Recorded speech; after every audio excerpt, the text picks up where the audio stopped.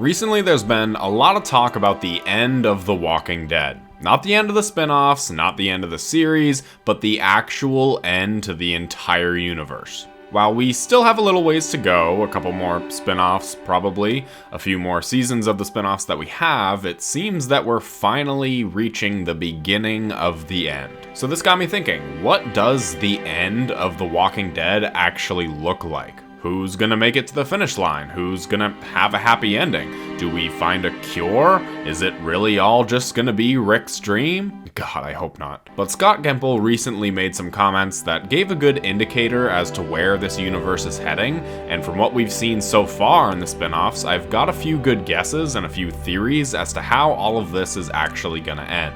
I'm gonna go over a few of those possible scenarios that I feel like could be or could be somewhere in the ballpark as to how all of this will end. I'll go over those, why I think they could work, and also why they couldn't work. This conversation might be a bit too early. It might make a few of you who don't want to see the series go a little uncomfortable, or on the flip side, a few of you really happy because you think the series has run its course. So let's talk the true and final end of the Walking Dead universe.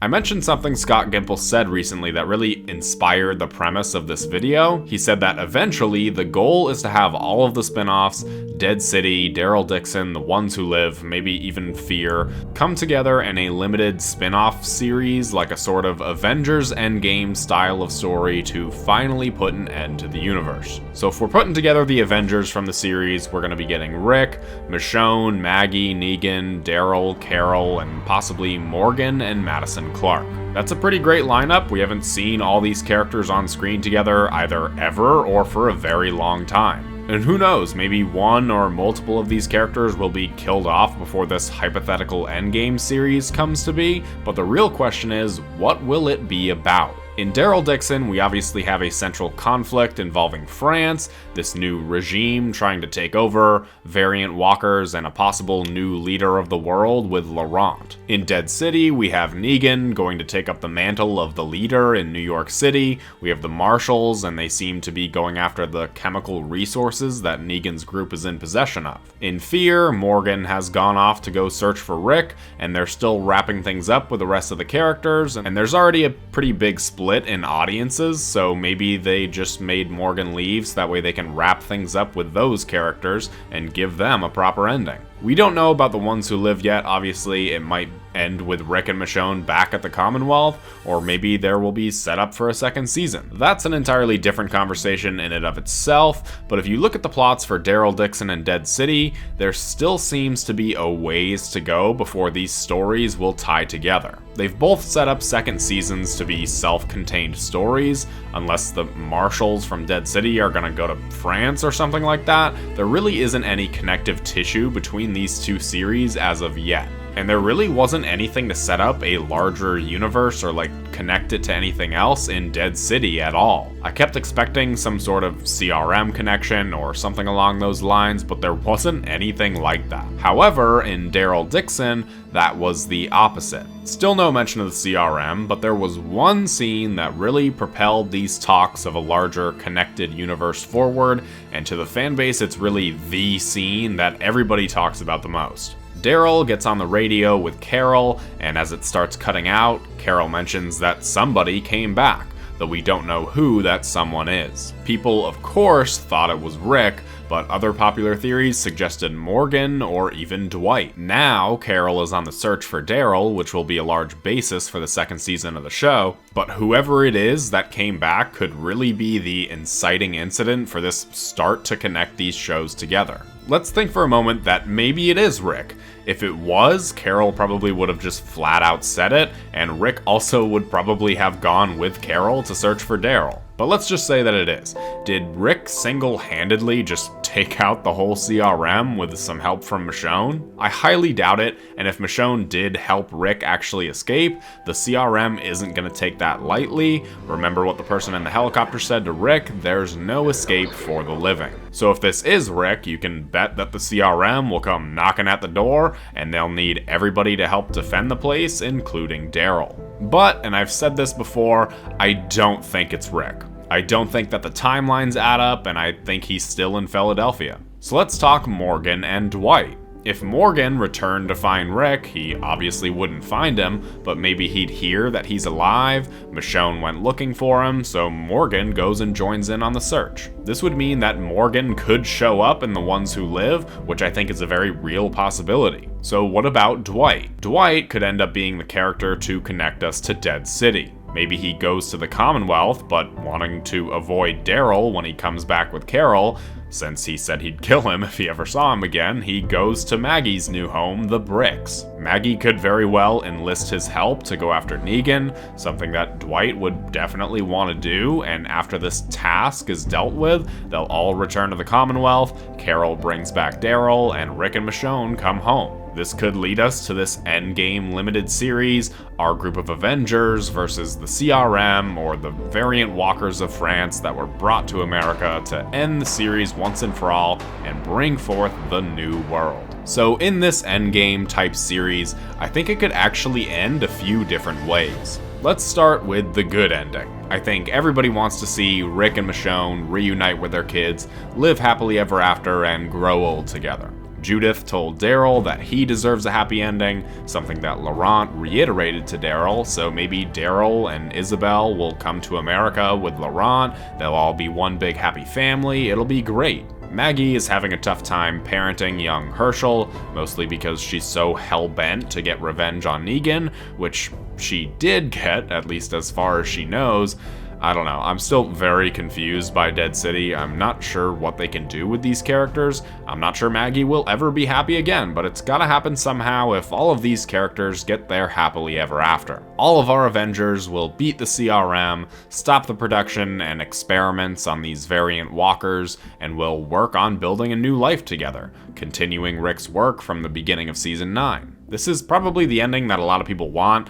Hell, it's the ending we all deserve after watching all these different shows and keeping up with the franchise for well over a decade, but this also seems a little too easy. All of our characters with a happy ending, growing old together. Hell, throw in the Cure in this scenario too while we're at it. Rick becomes the new president of the United States and all the zombies are gone. Maybe that's taking it a bit too far, but in this happily ever after scenario, anything is on the table. But all of this seems too easy. Yes, our characters have been through dozens of hardships over the years. Maybe they deserve a happy ending, but it doesn't mean they're gonna get one. Would it be disappointing after all these years for Rick to finally get home and then have to end up sacrificing himself again for the good of his people? Yes, it would. Would it suck if Daryl, after everything he's done for Isabel and Laurent, to have to let them go in order to go back to America?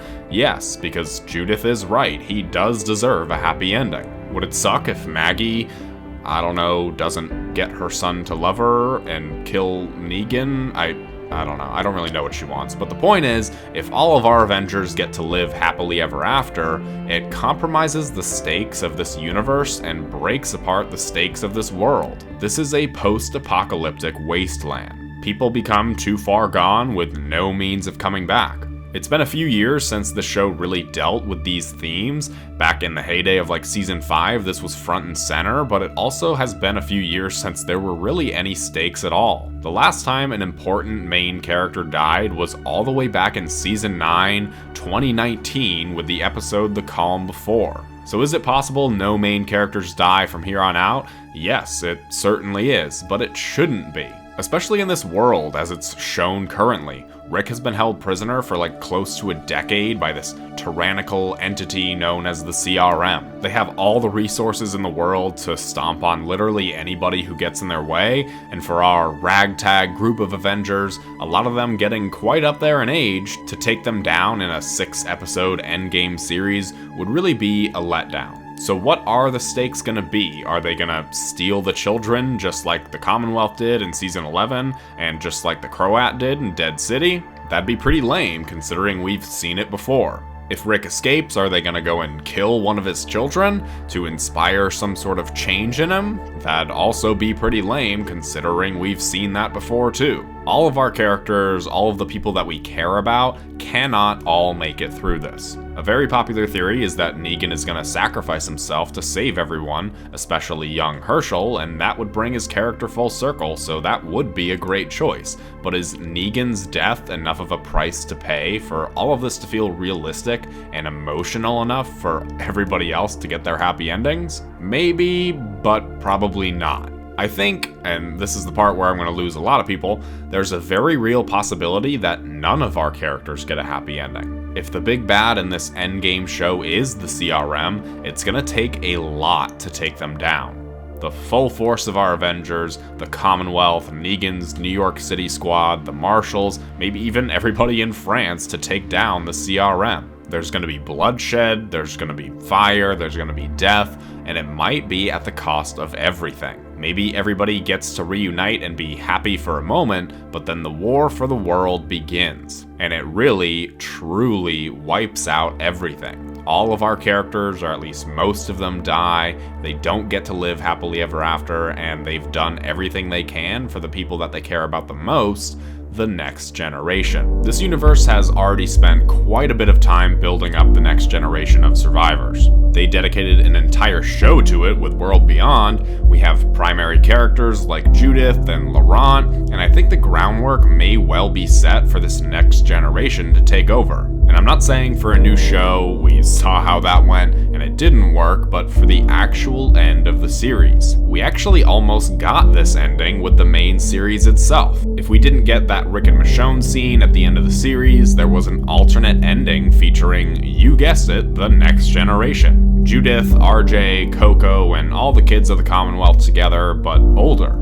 I'm not sure if we'll ever get to see this scene for ourselves. It's possible, but I think they'd be smart to keep the scene locked up in a vault somewhere, because a remake or reworking of the scene could be what actually ends this universe. If all of our heroes go out in a war with the CRM, that would leave Laurent, let's say he's in America for this instance, a character who's already thought to be this new leader and messiah of the new world, in charge of all these kids that we've seen throughout the series. And I truly think in some way, shape, or form, this will be the true ending. The next generation takes over to build a new world, have this series be a commentary on our world and how it's the next generation's turn to take over, yada yada yada, whatever you want the message to be. I think this is how it's going to play out. Cutting ahead a few years to see the kids grown up in a world that thrives because of the sacrifices their parents and elders made. There's also the recent talks of HBO rebooting the series in modern day, which I kinda called with my video, by the way, but I have some mixed feelings on this. On one hand, it would be way too soon to see somebody else step into the boots of Rick Grimes, but maybe HBO would adapt a different story. There's a lot of possibilities, but in one way or another, AMC's The Walking Dead universe is coming to an end sometime over the next couple of years. So be prepared for that to end, be prepared for a reboot, be prepared for a next generation TV show. You never know what they'll do if The Walking Dead keeps on making money. Those are my thoughts and predictions for the end of The Walking Dead. What are yours? Let me know in the comments below, and if you enjoyed, make sure to like the video and subscribe for more videos like this. If you do, then I'll see you in the next one. Yeah.